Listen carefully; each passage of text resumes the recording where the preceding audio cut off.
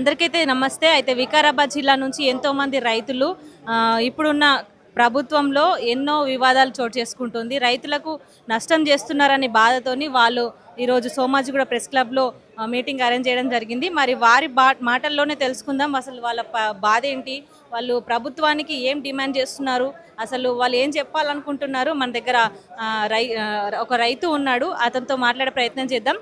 నమస్తే తాత. నమస్తే అమ్మ.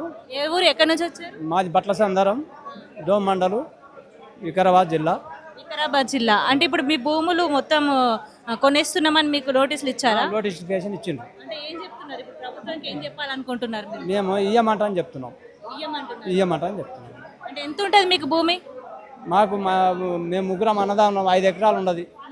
ఎకరన్నర వస్తుంది. 5 ఎకరాలు ఉంది. 5 ఎకరాల్లో మీరు ఏం పండిస్తారు? వడ్లు పండిస్తాం, పల్లి పండిస్తాము, కూరగాయలు పెట్టుకుంటాము, పల్లి పండిస్తాము. అంటే సాగు మంచిగా ఉన్న భూమిని ప్రభుత్వం తీసుకో సాగు వెనకటి నాటి నుండి చేసిన భూములు, మా తాతల నాటి చేసిన భూములు మొత్తం సాగు చేసుకున్నాం, బోర్లు వేసుకున్నాం, పైప్ లైన్లు చేసుకున్నాం, కరెంటు గుంజుకున్నాం, అందులో ఇంత రూములు కట్టుకున్నాము, ఇక అన్నీ మంచిగా చేసుకున్నాం. అటువంటి భూమిని చూసుకుంటే మా ఉండే అవి అది తప్పితే మాకు ఏరే బతుకుతే ఏమీ లేదు. ఇక మేము ఎక్కడ పోవాలి, ఏం చేసుకొని బతకాలి? ఆయన 25 లక్షలకు కట్టిస్తా అంటాడంట.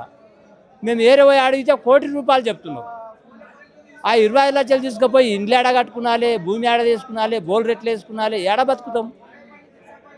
ఏం వచ్చేటట్లేదు 25 లక్షలు ఉండబోతే. ఇప్పుడు డబ్బులు 25 లక్షలు ఇచ్చి భూమి తీసుకుంటామని అంటున్నారు.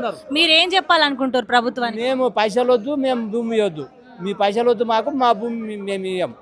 భూమి కావాలి మాకు కంపల్సరీ అంటున్నారు. మా భూమి మాకే ఉండాలి.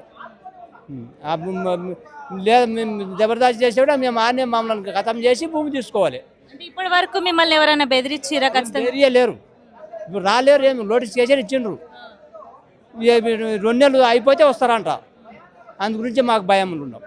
అంటే కన్నతల్లి లాగా ఇన్ని రోజులు చూసుకున్న భూమిని, ఎంతో సాగు చేసుకున్న భూమిని మరి లాక్కుంటే ఎవరికైనా కోపం వస్తుంది కదా, కాబట్టి వాళ్ళ బాధను వ్యక్తం చేస్తున్నారు. మరి ఇది ఎక్కడి వరకు వెళ్తుంది, ఎలా వెళ్తుంది అనేది చూడాలి.